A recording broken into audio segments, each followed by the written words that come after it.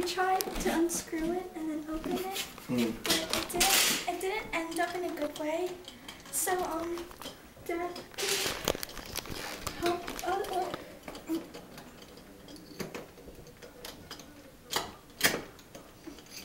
After living 13 years of my life in this house, I have never known there to be a screwdriver all there in my life.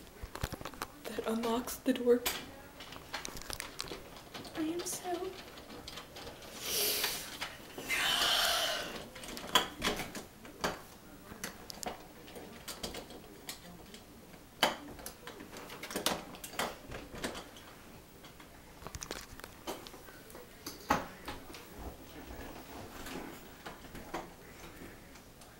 Kim?